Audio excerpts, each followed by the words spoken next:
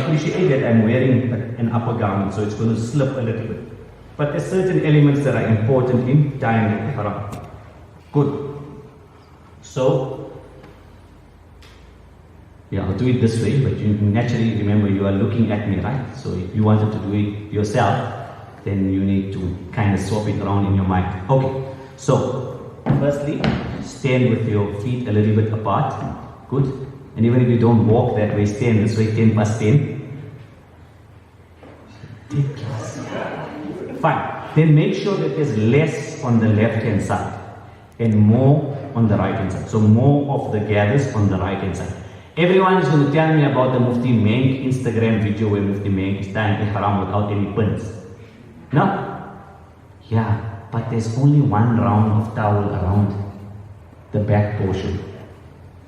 That's a bit of a problem for me when I start walking.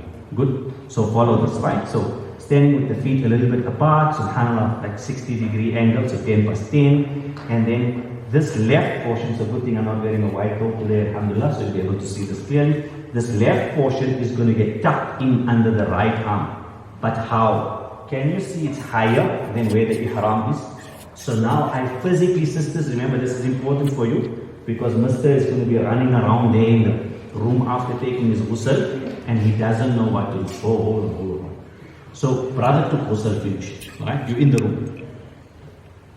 What did Habibuna Mustafa Muhammad sallallahu alaihi wasallam? We spoke about the romance of Habibuna Mustafa Muhammad sallallahu alaihi wasallam. What did the Ummahat al-Mu'minin radhiyallahu anhum do when Muhammad sallallahu alaihi wasallam tied ihram? Who takes ghusl first? The husband or the wife? For ihram.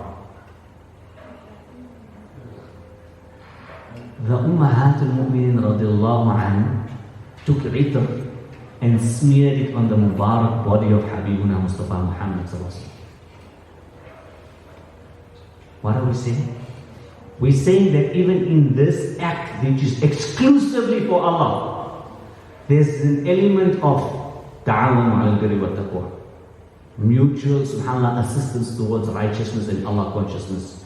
There's an element, and we're all adults in the room, everyone's going to Hajj, everyone's over 15, everyone's over 18, lovely.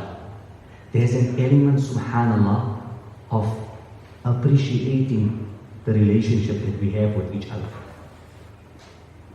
So the Ummahat al-Mu'min radhiyallahu anhu would smear itr on the body, on the upper body, on the chest, on the Mubarak chest of Habibuna Mustafa Muhammad sallallahu alaihi wasallam. So husband takes ghusl for ihram, then subhanAllah, you're actually part of him donning his ihram.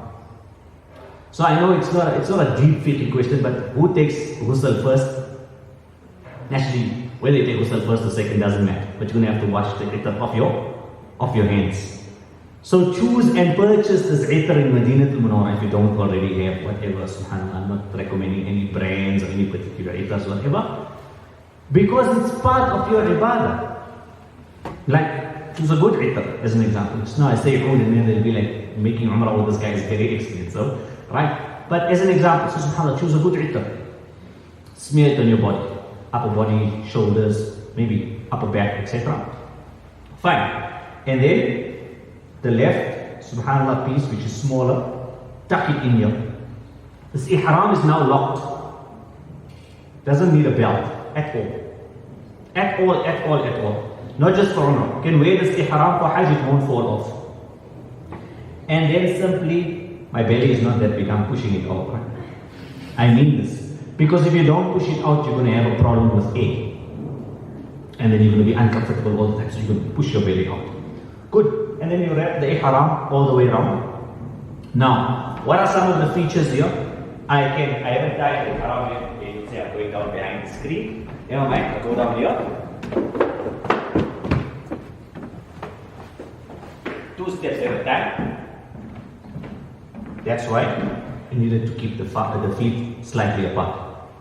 Oh, I just recollected now. This idea of tying the left before the right is something one of my teachers taught us on a Saturday morning. Moulana, you remember? I was asked to do a show and tell at Darul. If you think like we're not sophisticated, we actually have something called Anjuman, where we practice giving talks and doing demonstrations and everything else. And one of my teachers stopped me. Right? So he told me, no, but why are you tying it that way? And this is subhanAllah something I learned directly from one of my teachers in class as a student of knowledge. Okay, so left first, wrap it all the way around. Right. Now, important element here, so side view, I'm sure all the brothers can see, even those on this side. It's important not to roll, because if you roll, what happens? It unrolls. And if it unrolls, all of us will have to slaughter animals as sacrifice and penalties. So it's important to fold, right? So you're going to fold like normally, like around 4 fingers. So fold, subhanAllah, fold, fold, fold, all the way, equal on all sides. Remember, because this is your garment, right? So if you don't fold it equal on all sides and you not take the discipline and the care to do it properly, you become uncomfortable. And there's like this, this knot in the cloth, because it's thick towel in cloth, and it's irritating you all the time. All our ibadah, you want a clear mind, nothing to worry about, no nigglies in the back of your head, so you can focus on the ibadah. Alright? So fold once, okay? And naturally you definitely need to fold the second time. So same story, fold the second time. Now in the folding, any garment, male or female, thin, tall, short, fat, stubby, whatever, all of us, when we sit or when we stand and when we move, what happens with the garment in the back? Normally there's some movement, right, in the lower back region. So similarly here, when you're folding the back portion, you're going to overcompensate. You're going to fold like a finger extra. So you can see my thumbs, I stuck my thumbs in because I'm making the fold at the back a bit bigger. Good? So I folded twice, and subhanAllah, the ihram is now mid-shin. You don't want it to be any higher than this. So it's permissible all the way up to below the knee. But I wouldn't want to go a third fold. Why? Because when I go in a high place or when I lie down, then the garment's going to pick up and then my knees are going to be exposed and then, settle all of that. So mid-shin, comfortable. Fine. Now, what's the difference compared to the other ways that you've seen them tie ihram?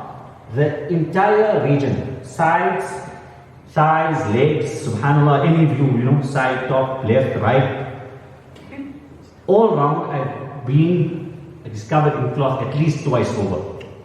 So here's an example. You say I'm wearing a top under and a pants under that, but you're definitely not able to see through the ihram. As opposed to, if on any side, based on some of the other methods, there's a particular area of the lower body where only the cloth just went over once. Standing in the sun will be not so sunshine for everyone else. Okay? Subhanallah. Good. Now, there's one other fine element here. Where's the end of the ihram? In this case, it's in the rear, right? So it's behind me. Now, what happens if I sit down? So you'll see this one is not so bad because it's more on this side. But if it's a little bit more loose, if I sit down, this lower portion potentially could touch in water, as an example. And now I'm not sure, is this clean water, is this dirty water? We spoke about najis, tahir, and hygienic versus unhygienic. You remember in class, right? So that discussion. You don't want this waswasa, right? These whisperings from shaitan in your mind. So the easy thing to do is, naturally, I've got enough space to move. I take the whole ihram and I simply, subhanAllah, turn it in such a manner, appreciating now I'm wearing a garment under this, in such a manner that the end is kind of either on the side or is more in the front. The front, not to cover myself additionally in the front, because I already went more than one round the whole way, right? But just to make sure that when I sit down, that portion doesn't touch at the bottom. What would I need to do now? Adjust for the back. So make sure that those folds are a little bit bigger. So ideally, first you want to find the place where the end of the ihram is going to be, then you're going to start doing the folds. We all happy? Do I need pins? Press studs?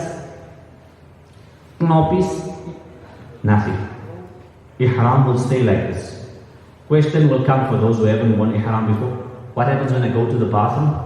Now you do what I said you shouldn't do when you were tying your ihram. What I said?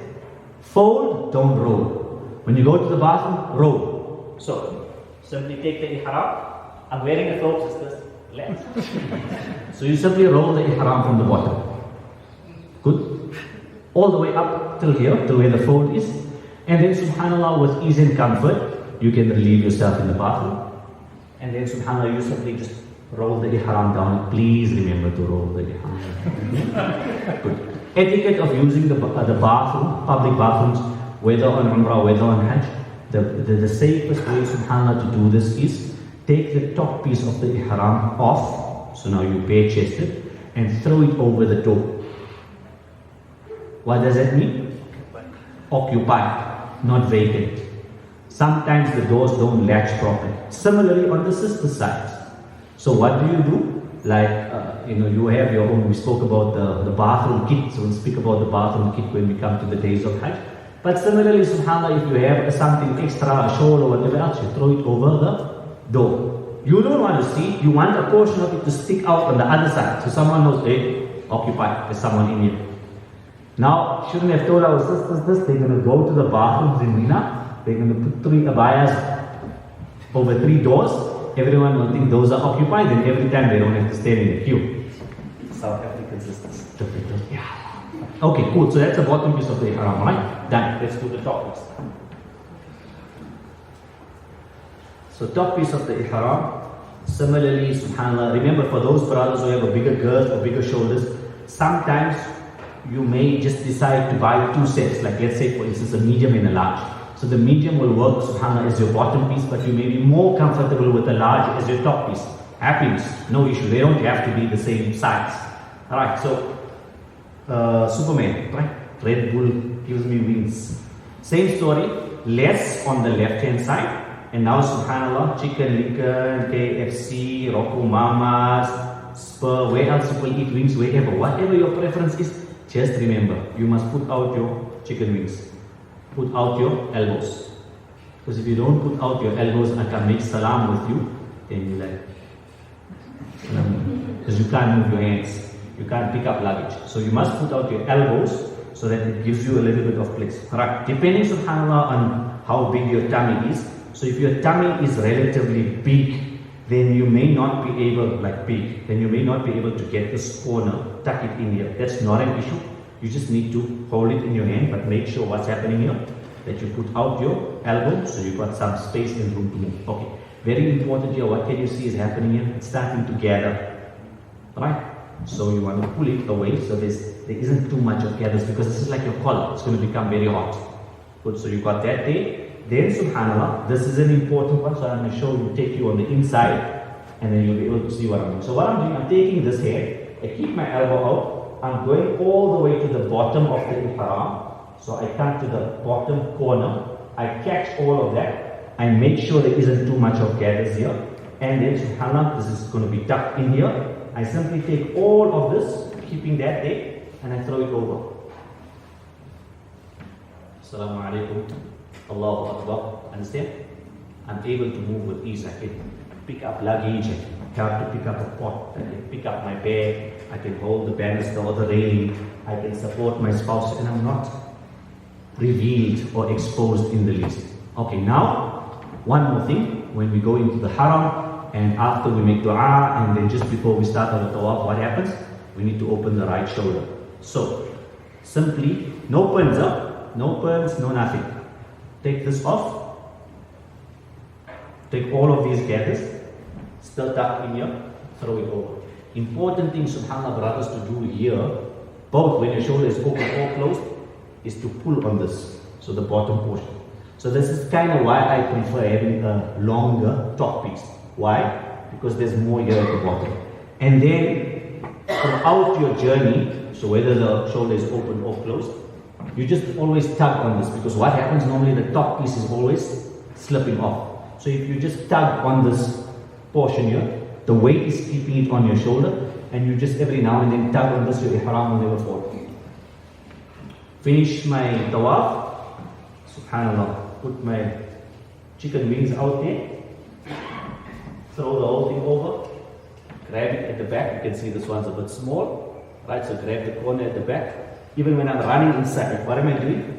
I'm holding that corner. My ihram will never fall. I hope, subhanAllah, that's comfortable and good exhibition for all the brothers. Happiness. Sisters, you know how to support them? With expensive itar.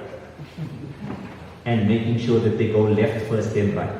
That ihram is locked. Literally, subhanAllah, you can wear it not just for the first 3 days when you're in ihram and hajj, you can wear it for all 6 days, you'll have no issues at all. See, even to take it off is like a situation. Okay, there's it.